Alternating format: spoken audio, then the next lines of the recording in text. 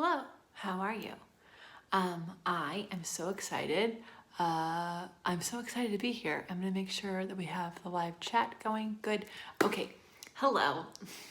Um, I wanted to talk to you about how to make time for Pilates when you're really busy because a couple of the lives I've been doing, I've heard people say, yeah, it's really hard for me to be consistent, LL. How do you do it when you're so busy? Like I've got kids or I've got a job and there's all this stuff happening. It's just really hard to make time for things when I'm a busy person.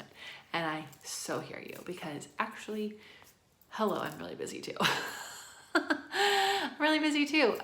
We have 3 companies that I'm a part of.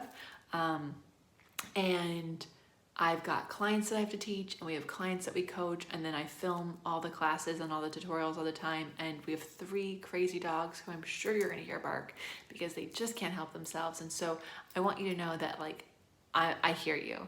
And these are the tips that I go by to make sure that I have time for Pilates in my schedule, even in a busy week. And no, I can't cheat and say that the class I filmed for you or the tutorial I filmed for you is me doing my Pilates. So here's what you have to do. You have to grab a blank calendar. You grab a calendar and you need to be really clear on when you want to go to bed and when you want to wake up. So important. Sleep is so important for creating an ability to have time for yourself because the best days start the night before. Okay, so you need to do that.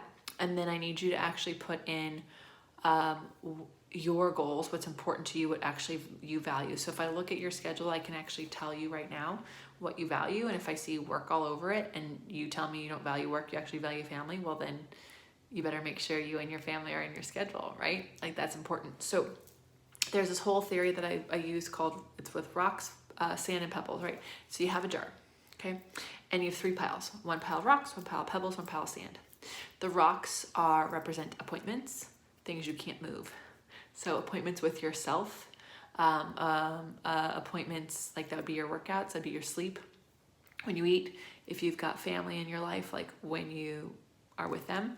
And then other rocks would be like when you go to work. But before you put your work in there, make sure that it has to go in there in those times. There's especially with the pandemic, there's a lot of ways you can change your work schedule around a little bit, right? To have more rocks in there. So, okay, so you put your rocks in. They have to go in first. Why did they go in the jar first? Because if you put the rocks in after you put in pebbles and sand, then there's no room for the rocks, okay? If you put the rocks in and then you put the sand in, then there's no room for the pebbles. So the first thing that goes in is the rocks. They go in the jar first. The next thing is pebbles, and pebbles are things that actually propel us forward in our lives or our business. And so these are the things that you've been wanting to work on. So let's say you're wanting to learn a new skill or a new hobby, or you are trying to start a side business, or you want to add in Pilates, right? Pebbles have to go in next, okay? That is anything that is supposed to take you to the next level. And then sand is anything you can do anytime. So checking social media, checking your email, texting, all those things. Like some phone calls are like sand, right? They can go in any time. So when you're waiting at a Starbucks for your coffee, you can do things that are sand. So what isn't sand is your workouts. So as you can see, your workouts actually went in first. So one of the things that I love to tell people to do is don't worry about adding in 17 new things next week. Actually, pick one thing that's really important to you, probably one of the harder things it's going to be to make time for, and let's make time for it now. How I like to do that is I actually like to work into the future. So my next week is already scheduled. It was scheduled a couple weeks ago. And it gets fuller and fuller as every day goes by. So what I like to do is I like to look in the future, which is why my 100 with me challenge, you can check it out at 100withme.com, 100withme.com. It is starting January 3rd. Why is it starting January 3rd? Because let's be real, even with the pandemic, the holidays are crazy. They're weird. There's a lot going on. You're trying to quarantine so you can visit people. You're working too many hours. There's a lot. So what's really easy is if we actually take your January calendar and we put your Pilates workouts in it now. So that way, as the closer that January gets, the easier it is for you to schedule your life around those workouts. So if you're just joining us, I did a whole little thing on how to make room in your calendar and how to actually schedule you first. So you would take that January calendar and you would write in all the times and days you're going to do Pilates. Maybe it's OPC. I mean, it would be awesome if it was my 100 with Me challenge, which by the way is on sale till the end of today. It goes up in price tomorrow. So if you're wanting this consistency challenge and you're wanting me to support you, sign up today at 100withme.com. Okay, so you're gonna put in when you want to work out in January in your calendar, right? And so then as your calendar gets fuller and fuller, your appointments with you are already in there. You're not trying to fit it in. So what I can never do is fit in things last minute generally, especially something like working out. I don't like a 5-minute workout. I mean, I'll do it, but I prefer a 30-minute workout. That's why OPC is 30 minutes. I prefer it that way. And so I schedule those things in the future, and I just know, okay, well, right now I'm fitting things in, but in a few weeks it's in my schedule. It's in exactly where I want it to be. So here's the other way, my next way, to make more time for a Pilates practice when you're busy. The first week is going to be the roughest week, right? Because it's a new routine. You're not used to it, and you kind of have to like keep looking at your calendar or reminding yourself what to do first and what to do next. So that's okay. That's what the first week is for. You're trying on this new calendar. You're trying it on for size. And then as the week goes, and if you miss a workout, you have to do feedback. Like, why did I miss that? Did I try to put too much in the day? Did I skip the time that I originally scheduled for myself and told myself I would do it later? Why didn't I do it later? Am I someone who can never do that? Like, I am someone who cannot skip a workout and say I'll do it later. I have to literally stick with the calendar. Like, that's like, I get mine done in the morning, because once the work day starts, there's just so many things that come up that are unexpected. So I have a commitment to myself, because I know that if I skip it, it won't get done, that I don't skip it because work, I could go a little later into the day if I need to work, but it's hard for me to work out in the evenings, just my personality, right? So you get a lot of feedback whenever like you miss something, or you're like, oh, it's really hard for me to work out in the morning. Okay, well then you get to try that first week to work on the afternoon, you get that feedback. And then you take the next 3 weeks of a month and you solidify it. And we work on just that one thing. So we just work on being consistent with our Pilates practice for a month. And then what happens is, once that's solidified, and once you aren't having to look at your calendar to remind yourself like when you're gonna work out, then you can start to add in the next thing, right? So if you're like somebody who wants to meditate and do Pilates and, walk your dogs, like, let's start together in January at the Pilates.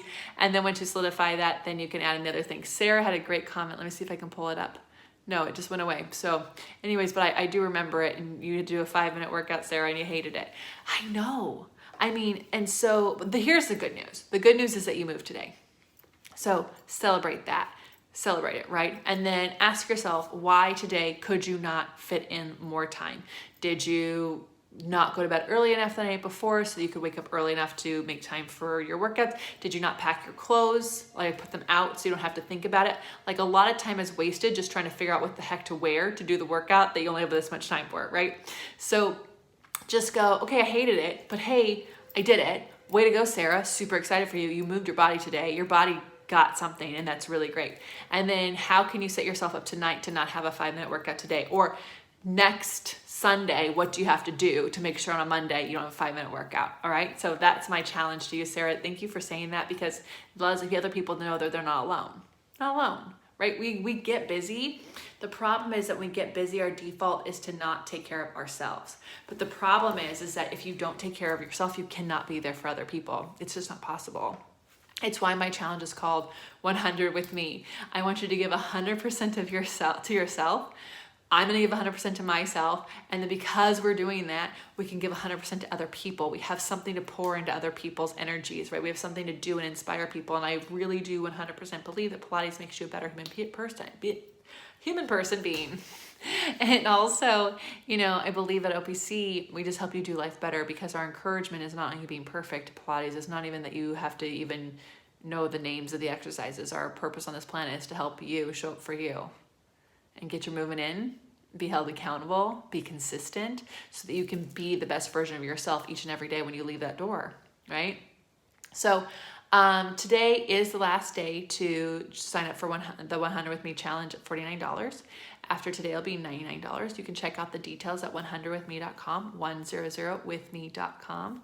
And if you have questions about whether or not this challenge is for you, I want you to ask me, all right? We are really excited. We'll kick this off in January. And like I said, I know it's not tomorrow, and you're probably like, but I need consistency tomorrow. No, you sorry, I have 3 dogs. You actually need to create space in your schedule for you first. And so by starting in January, you'll be able to schedule yourself in. So today you sign up to grab your calendar and you schedule in your January calendar. And then your whole December, as January starts to book up, you're scheduling your life around that Pilates practice. How cool is that? Anyways, my dog is still barking, so I'm going to go deal with that because the neighbors probably hate me. I hope to see you in the challenge. Thank you so much for sticking with me and watching this. If you're liking these live conversations, these live chats, will you let me know in the comments, and you also post questions in there, because it really helps us know what to create more for you. Like we want to make sure we're creating the things that you are wanting to digest more of.